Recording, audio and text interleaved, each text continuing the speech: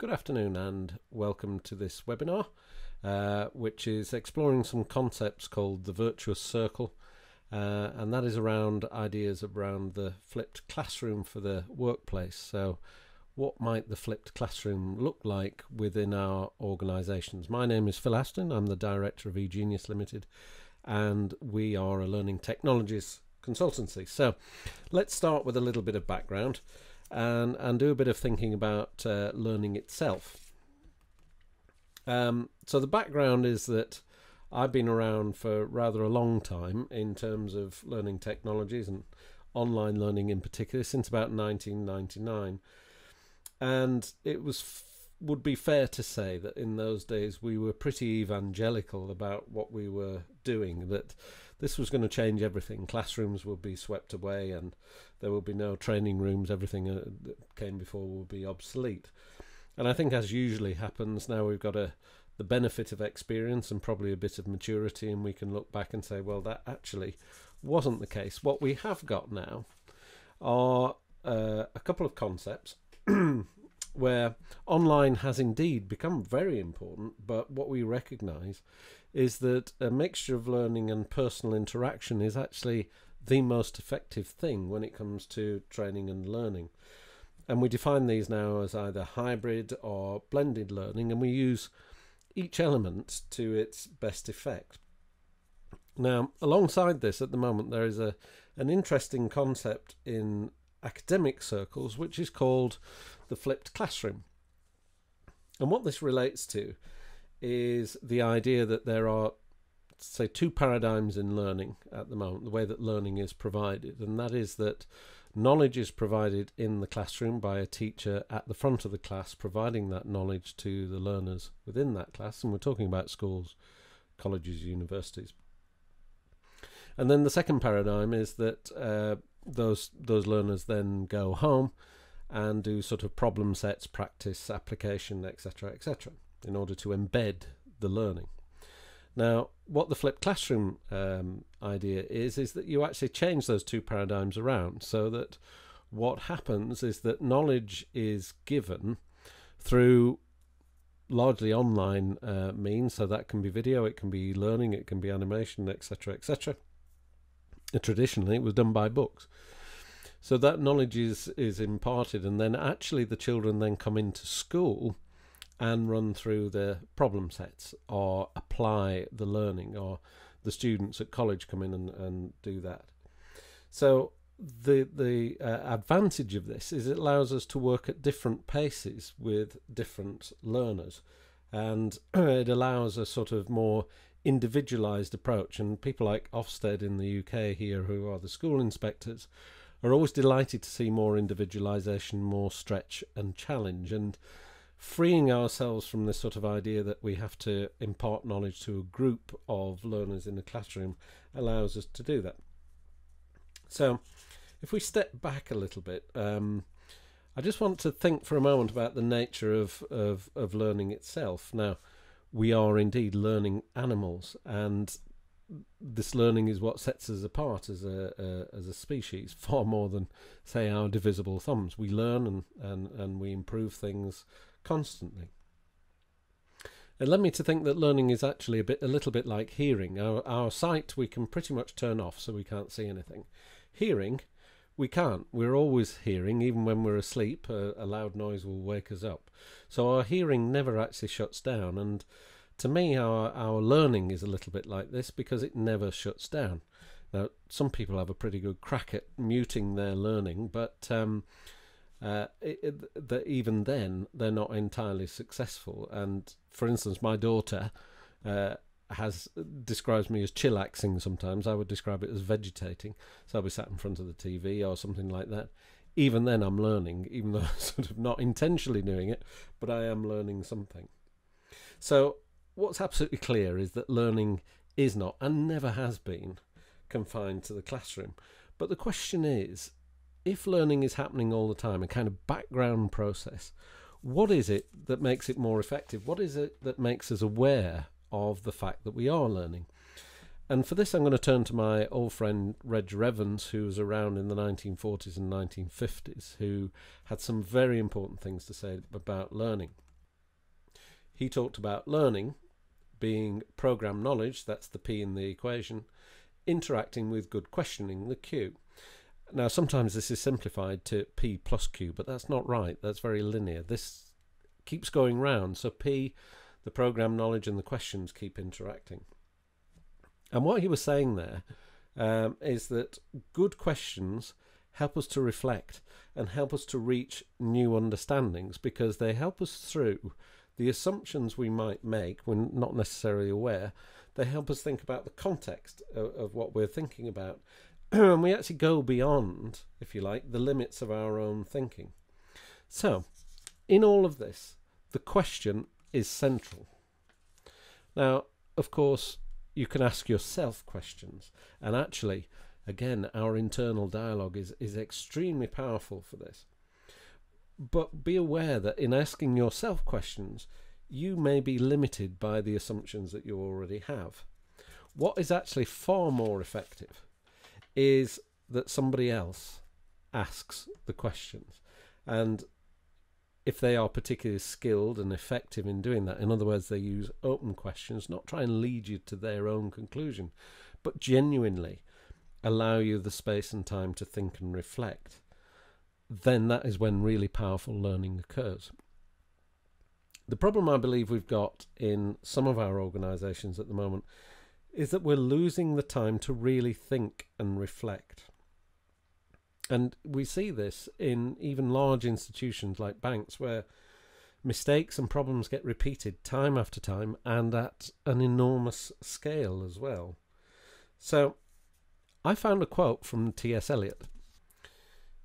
I think this is very interesting, and I think if we relate it to our current situation, we know that we have, if anything, too much information. There are these amazing statistics around that between 2003 and now, we've created more information than existed from the beginning of time up to 2003.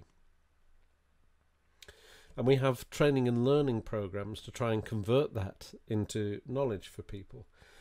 But if we're talking about within an organisation, what is the concept here that might link us to wisdom? In other words, beyond information, beyond knowledge, what is wisdom in our organisations? Well, if we look at the definition of knowledge first, what we see is that it's actually something around understanding. It allows people, for instance, to undertake tasks, to talk to clients, to sell, etc., etc. And this is the kind of thing that we can teach and we can train. However, wisdom is different, because wisdom cannot be taught. This is a type of autonomy. And it's actually what we're always working towards. These are the employees, these are the managers, the people you can trust to make good judgments and take good decisions. So they actually take responsibility away from the people at the top. And if we look at this as a progression, it's a bit linear, but a progression from information to knowledge, what we can see in an organisation is that we have information in all sorts of different forms. And this exists in our classrooms, in our e-learning, etc., etc. And then we sort of convert this into knowledge by this sort of experiential progression, if you like. Now, what's important to note is that these are the faculties that we're aiming for in terms of wisdom. And what we do here is move from a sort of training paradigm into a development paradigm. Now, the problem with that is, if all you've got is a hammer, everything looks like a nail. We possibly have too much training and not enough development. And if we link this now with the 70-20-10 concept, what you'll see with that concept is that only 10% of a person's development comes from formal training. 20% comes from a significant person that they either work with or buddy up with or are mentored by. And 70% comes from just doing the job. Now, this was a very large-scale study, and it's generally held to be correct. And I'm sure this is the way that things are, but it doesn't actually mean that that's the way that things have to be. However, what we can see is that only 10% comes from that formal training, and yet 90% here we don't really touch at the moment with our formal programs. Now, I believe that actually we can extend that 20%. I believe that we could make learning and development better within that 70% by having more of the significant person. So that leads us on to the idea of mentors, coaches and mentors within our organisations. Given that, how do we support them and how do we encourage them to work? Let's have a look first at how we might support that type of activity in the workplace with learning materials. What might that look like by comparison with the way it looks now? Well, this is a fractal picture. It's mathematically generated. In some ways it's quite chaotic, but in other ways it's rather beautiful, and it's sort of grown organically, and I think that works as a good metaphor for the type of learning resources we need to be looking at. And I put some words around the side there. Basically, what we need is much more fragmented learning that can be accessed very quickly, so it has to be curated very well for that to happen. And we need that learning to generate more learning, so that actually people are generating the sort of things that they themselves would have found useful. And then in terms of the people and their skills, how do we support them? Well, one of the things we need to be careful of is not trying to over-control a program like this. We develop mentors to develop people, and this is the virtuous circle that I'm talking about. Developing people to develop people, because the crucial skill sets that people get from mentoring means that not only do the mentees get developed, but also the mentors are developing as well. So they're developing skills around communication, motivation, and problem solving. So let's just go back to our curve of information through to wisdom and just have a look at that and how the mentors might work here. So let's say at the beginning of a program, they guide someone through their induction training, and that induction training might be a mixture of online, etc. They're mentoring someone through that. Now, it doesn't necessarily have to be the same person all along this curve. So beyond that, which is quite a sort of directing approach, we move into more of a coaching and mentoring approach. And in here as well is performance management, which is crucial.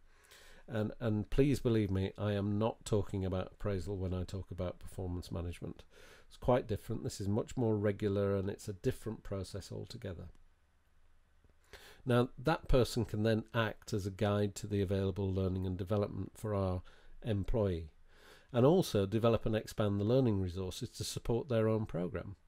And they request new resources. And as I said before, the crucial thing here is that we're developing both the mentor and the mentored.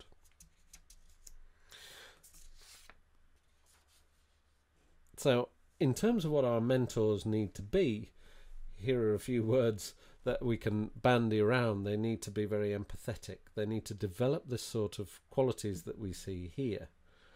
And they need to do that by experiencing mentoring and then modeling the skills that they've learned and their qualities. And again, this is the virtuous circle where we are engaging and we're nurturing talent.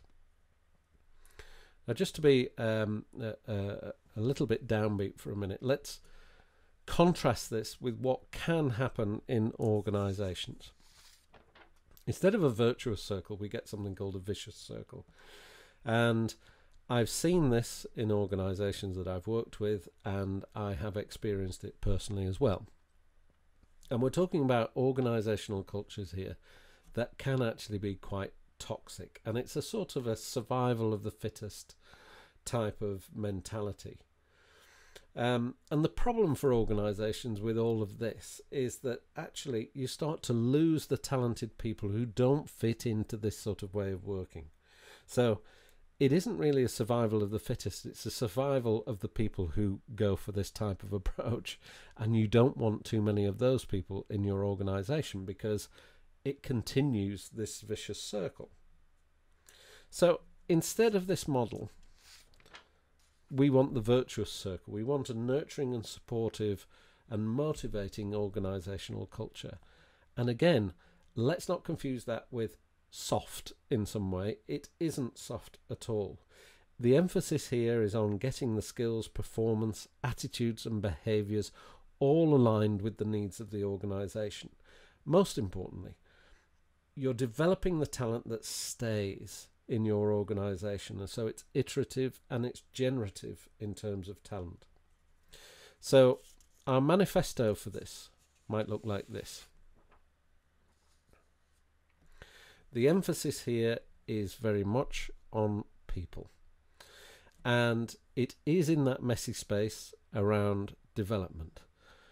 My feeling is that we spend an awful lot getting talent in through the front door only to lose it.